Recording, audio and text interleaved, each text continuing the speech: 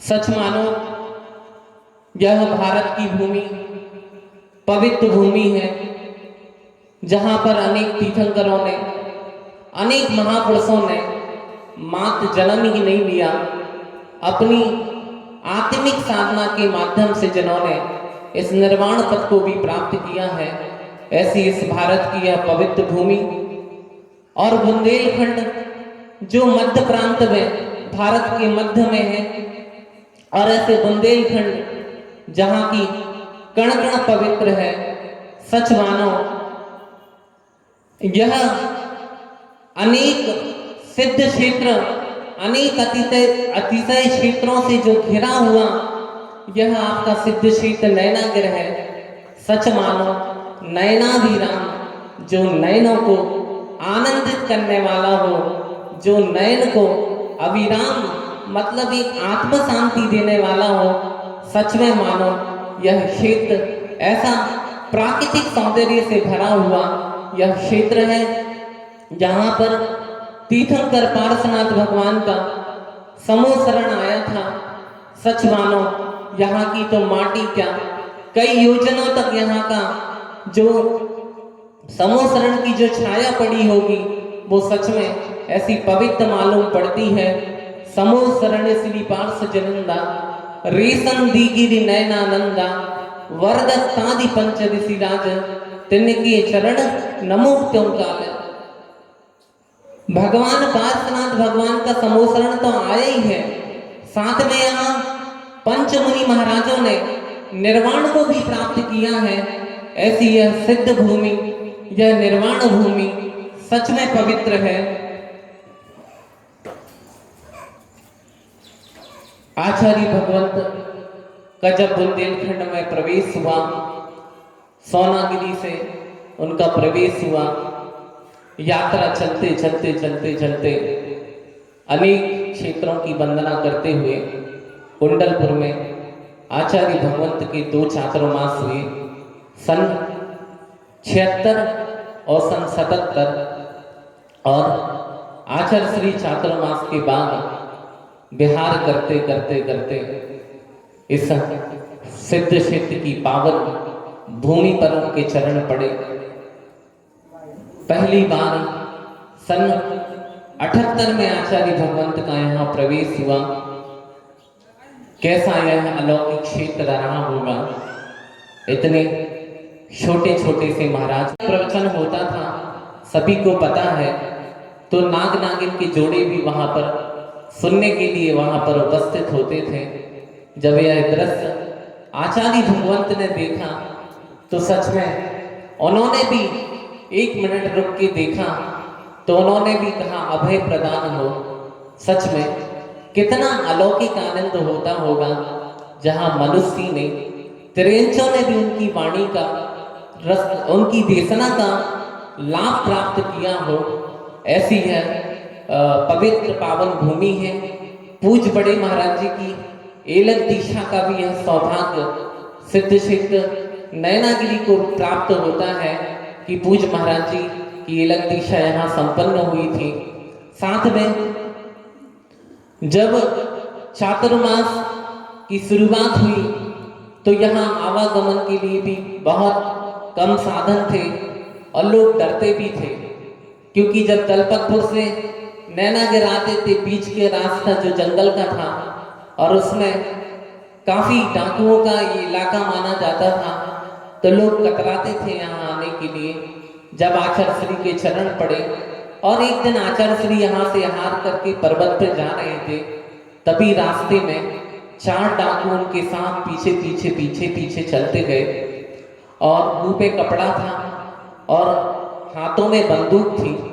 और जैसे ही आचार्य श्री पार्श्वनाथ मंदिर में प्रवेश हुआ और आचार्य श्री पार्टी पे जाके बैठ गए, तो वो भी वहां जाके उन्होंने जब उनकी वीतराग मुद्रा देखी और आचार्य महाराज की मंद मंद मुस्कान देखी, तो सच में उन्होंने अपनी जो कंधे पे जो हाथ में लिए बंदूक थी वो नीचे रख दी और अपना आत्मसमर्पण गुरुदेव के चरणों में करा कि सच मानो महाराज, हमारी भी भावना है कि आप 4 महीने यहाँ रहें। आने वाले किसी भी यात्री को किसी भी असुविधा नहीं होगी, हमसे जितना बन सकेगा हम सहयोग देंगे। तो आचार्य श्री ने अपना हाथ उठाया और आशीर्वाद दिया कि तुम्हारे जीवन का कल्याण हो और आने वाले जितने लोग हैं उनको भी सहायता प्रदान करो। ऐसा आचार्य भगवंत का आशीर्वाद उन सबको प्राप्त हुआ था। हालांकि ये घटनाएं सब आप सबको पता है। कई बार आप लोगों ने, कुछ लोग यहाँ ऐसे बैठे हैं जिन्होंने सच में एक घटनाओं को साक्षात देखा होगा, कुछ लोगों ने सुना होगा, लेकिन हम तो उन्हें सुना रहे हैं जिन्होंने न देखा है और न जिनने सुना है। हम भी जब भी नैना गिराते थे तो मन में एक ही भाव लगा रहता था कि क्षेत्र का दर्शन तो कर लिया, एक बार इन नैनों से आचार्य भगवंत को इस क्षेत्र पर देखना चाहते। कैसा अलौकिक दृश्य होता होगा। हम लोग तो गुरुदेव के चरणों में बैठे हैं और जब आचार्य भगवंत के माध्यम से जब यहाँ के बारे में या कुछ यहाँ के संस्मरणों को कोई साधु संत या कोई आरिका माता जी के मुख से जब हम लोग सुनते थे तब मन में ऐसा लगता था कि भगवान ऐसा अवसर कब प्राप्त होगा जब हम भी यहाँ देख पाएंगे ऐसे अलौकिक आचार्य जिनकी अद्भुत आत्म साधना ऐसी चर्या इस क्षेत्र पर हुई, जिन्होंने घंटों घंटों नहीं दिनों दिनों तक खड़गासन में खड़े होकर आचार्य महाराज ने जहाँ पर सामायिक की हो, एक आसन पे बैठ के एक दिन नहीं, 2 दिन नहीं, ऐसे 3-3 दिन निकाल लिए हो एक आसन में और बैठकर आचार्य महाराज ने ऐसी आत्म साधना की है। सच में बहुत अद्भुत अलौकिक क्षेत्र है। जब वहाँ ऊपर पहाड़ पे जाते हैं तो ऐसा लगता है कि बस एकांत में जाके बैठ जाओ। कैसे ऐसी छोटी सी युवा अवस्था में आचार्य महाराज ने अपने मन को मोड़ के दीवाल की तरफ पीठ दिखा के ऐसी आत्म साधना की होगी। सच में ऐसा इस क्षेत्र पर उन्होंने आज इतना सारा पुण्य अर्जित किया होगा कि आज उनकी प्रभावना आप सबके बीच में दिखाई देती है कि जितना जितनी उनकी आयु बढ़ती जाती है और उतनी उतना उनके शरीर का तेज भी बढ़ता जा रहा है और उनकी प्रभावना भी बढ़ती चली जा रही है। साथ में आचार्य महाराज के 78 के चातुर्मास में क्षुल्लक दीक्षाएं भी संपन्न हुई। 80 के शीतकाल में क्षुल्लक दीक्षाएं भी संपन्न हुई, जिसमें पूज्य मुनि श्री क्षमा सागर जी, गुप्ती सागर जी, सुधा सागर जी आदि क्षुल्लक दीक्षाएं संपन्न हुई और सन 81 और 82 में 2 चातुर्मास आचार्य महाराज के संपन्न हुए।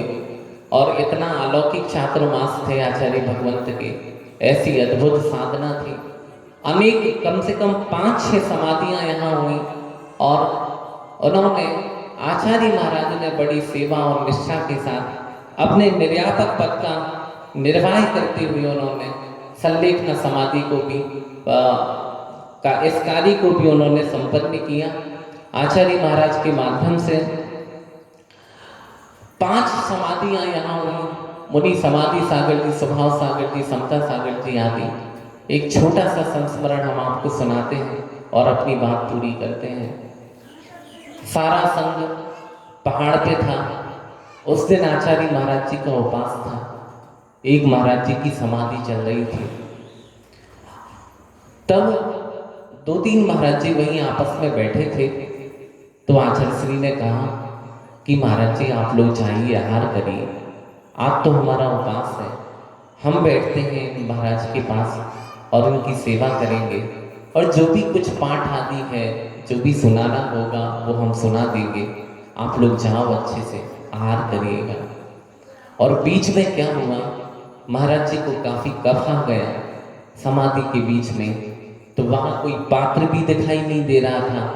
तो आचार्य श्री ने अपनी दोनों अंजलियों को उन महाराज के सामने रख दिया और वो जो कफ था, जो वमन था, वो आचार्य श्री अपने हाथों में लिए रहे।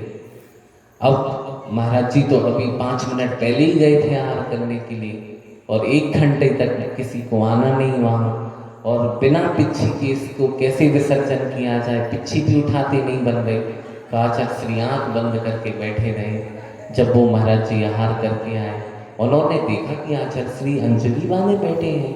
थोड़े पास से देखा तो महाराज जी इस कप को अपने हाथ में लिए थे।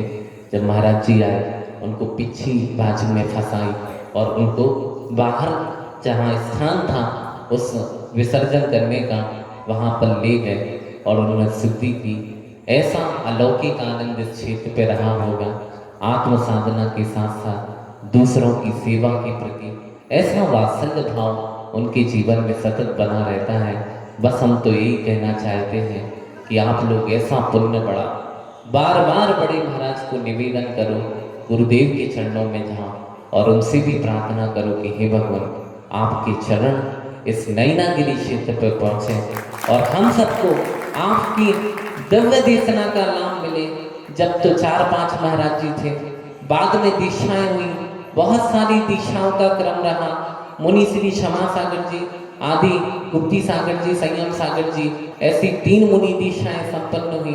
और जब पंचकल्याणक 1987 में हुआ, तब पंचकल्याणक में सबसे पहली बार आचार्य भगवंत ने आरिका दीक्षा प्रदान की थी। आरिकाओं की शुरुआत भी इसी सिद्ध क्षेत्र नैनागिरी से संपन्न हुई थी और आरिका दीक्षा के साथ 12 क्षुल्लक दीक्षाएं भी यहाँ हुई थी। यह दीक्षा स्थली कहें, तपस्या स्थली कहें और साधना स्थली कहें, जो भी कुछ कहें एक कम है। और बस हमारी तो एक ही भावना है कि आचार्य भगवंत का इस क्षेत्र पर आगमन हो और उनका भव्य समूह यहाँ लगे। जैसे भगवान पार्श्वनाथ भगवान का समूह लगा था, ये तो हम सुनते हैं, लेकिन साक्षात जब आचार्य भगवंत का समूह इस धरा पर लगेगा तो सच में न जाने कितने लोगों के जीवन में परिवर्तन आएगा और वैराग्यता से वो उन सबका जीवन भर जाएगा। ऐसी हमारी भावना है। आप निरंतर प्रयास करते रहिएगा आचार्य भगवंत के चरणों में कि हे भगवान, आपके चरणों का प्रसाद हमें भी मिले। पूज्य बड़े महाराज का संग, इतना विशाल संग आपके यहाँ आया है, आप भी निरंतर सच्चे मन से आत्मसमर्पण होके और पूज्य बड़े महाराज से भी प्रार्थना करते रहे कि उनके भी चातुर्मास का आप सबको लाभ मिले। और जब 4 महीने महाराज रहेंगे, जब यहाँ की अलौकिक घटा निराली होगी और इसी प्रकार की धार्मिक वातावरण से आप सबका जीवन बना रहे और आपके जीवन का विकास हो, आपके जीवन में भी परिवर्तन आए और आपका जीवन भी उज्जवल बने। बस इसी मंगल भावना को लेके हम आज सब आज उपस्थित हुए थे। हमने अपने विचारों को आप सबके बीच में रखा और मैं भी प्रभु से प्रार्थना करता हूँ, आचार्य भगवंत से प्रार्थना करता हूँ कि हे भगवान, आपके दर्शन हमें भी इस क्षेत्र पर हो, जिससे हमारी भी मन की जो मनोकामना है, जो भावना है, वो भावना भी पूरी हो सके। बोलिए आचार्य भगवंत गुरुदेव विद्यासागर जी महाराज की बोधि समाधि परिणाम सिद्धि सात्मोपलब्धि शिवशोक सिद्धि चिंतामणि चिंतित वस्तुदाने तम वंदमान।